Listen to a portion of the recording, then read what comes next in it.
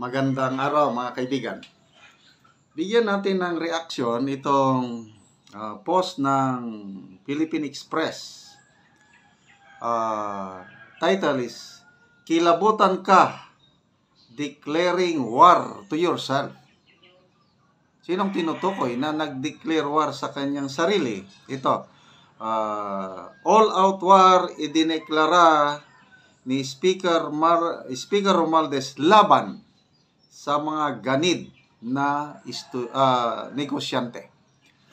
All-out war against greedy businessmen. Yon ang all-out war na dineklarar ni Speaker Romualdez. Hindi ito politika, mga ganid na mga negosyante. Ito, senior ni Cielo Garcia, sabi niya, kaaway ang anino niya. Amat's call. Okay, so, sinerch ko, ano ba yung all-out war against greedy businessmen? Ito pala, meron talagang pronouncement ni Speaker Martin Romualdez at ibinalita ng Philippine News Agency. House Speaker declares all-out war on profiteers, champions food security. Lalabanan niya ang mga mapagsamantalang negosyante na nagpapataas sa presyo ng bigas at ang kanyang ina-advocate food security, dapat walang magutom na Pilipino. Ganon. Okay, so may lunch. Kahapon ba yun? On Monday, the other day, nagkaroon ng lunch ang House Speaker with media personnel covering the House at nag-declare siya ng food security as top priority and pledge that the House of Representatives will uphold its duty to protect the people, emphasizing the government's efforts to address high food prices and the need to investigate why costs remain elevated despite sufficient supply. Andali, trabaho ba ito ng House? Yung uphold its duty to protect the people. Di ba trabaho yun ng Executive Department? Yung mag-implement. Kaya nga executive eh.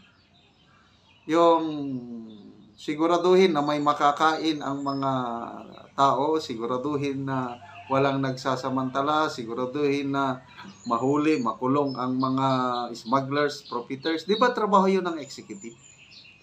Bakit sinasabi niya na House of Representatives will uphold its duty to protect the people? I don't know. Kayo, trabaho ba ito ng Speaker of the House? So, ito ang kanyang exact word. The government is doing everything. Alam mo naman, kakakat lang natin ang tarifa para sa mga imported rice from 35 to 15%. Ang dami-daming supply na naiimbak dyan, pero bakit mataas pa rin ang presyo? Yon ang tanong. O kayo rin ang makakasagot. Ang gobyerno. So, ibig sabihin, mahina ang gobyerno. What I mean with gobyerno, ang executive. Salamat sa pakikialam ni Speaker Martin Romualdez sa mga presyo.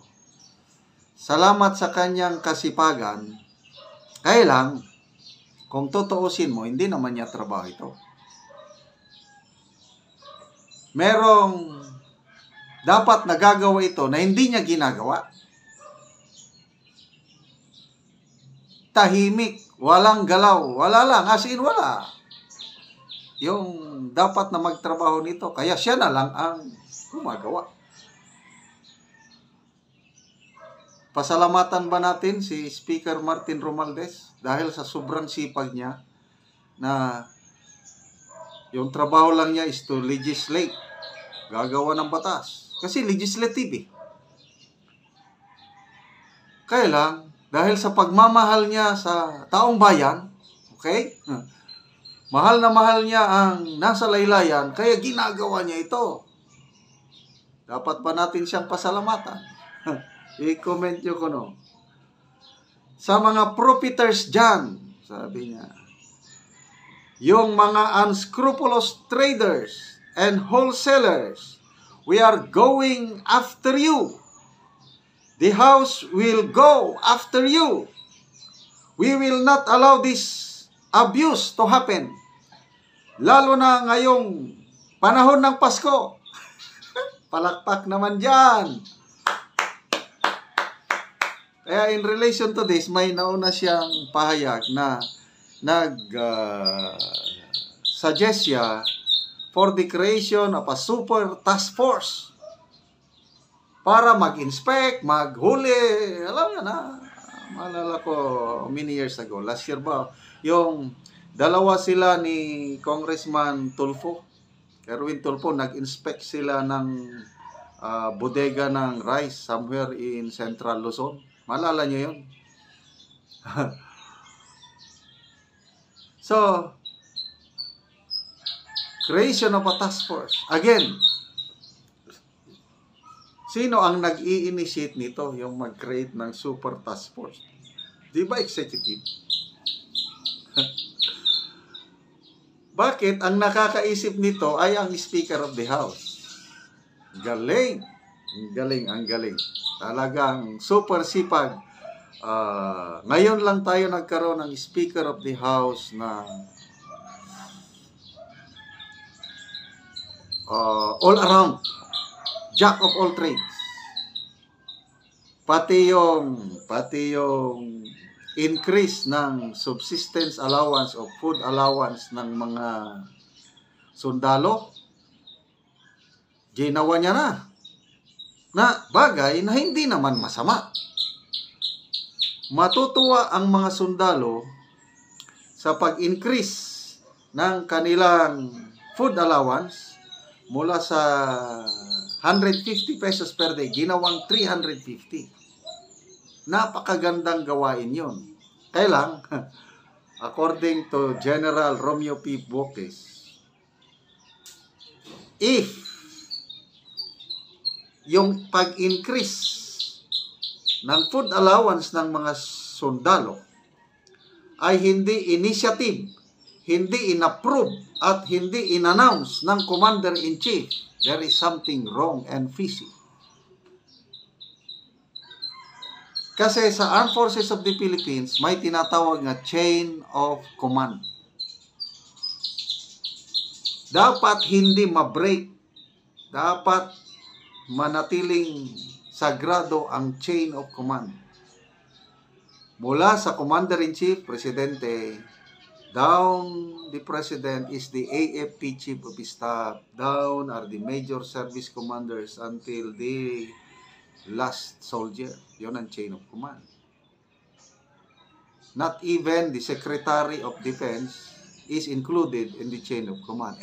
Bakit ang Speaker of the House na hindi naman kasama sa chain of command, siya ang nag-initiate, siya ang nag-approve, siya ang nag-announce sa increase ng food allowance ng mga sundalo? Doon mo makikita na super sipag, napaka-super ang Speaker of the House. So pati ito, namrumroblema sila dahil akala nila bababa na ang presyo ng bigas dahil binabaan nila ng tarifa yung imported rice. According to estimates ng mga farmers group, lugi tayo ng mga 15 to 16 billion pesos yung dapat na makolektang buwis mula nung July up to this end of this year. Dahil binabaan nila yung tarifa, nawalan tayo ng 15 to 16 billion. So anong napala natin? Bumababa yung presyo ng bigas? Hindi. Sinong nakinabang? Yun. Ito yung Kintakom na create ng House. Nag-imbestiga. Ayun, inamin ng taga Department of Agriculture na ang nakikinabang lang sa pagbaba ng tarifa ng bigas, imported rice, ay ang mga importers, mga traders, mga wholesalers. Ang taong bayan, hindi. Kaya ito na, nag-declare ng all-out war ang Speaker of the House. Palakpakan naman natin. Salamat po, Speaker of the House, sa inyong malasakit sa katauhang Pilipino. Sana magtagumpay po kayo.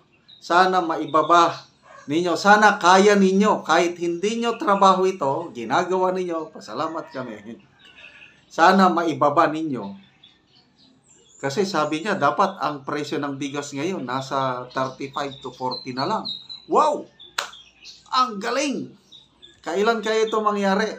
Papasalamatan natin, papalakpakan natin, sasaluduhan natin ang Speaker of the House pag dumating ang panahon na 35 to 40 pesos per kilo na lang ang bigas.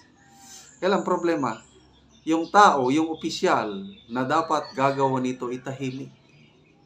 Bakit pinapabayaan ng Speaker of the House lang ang gumagawa nito?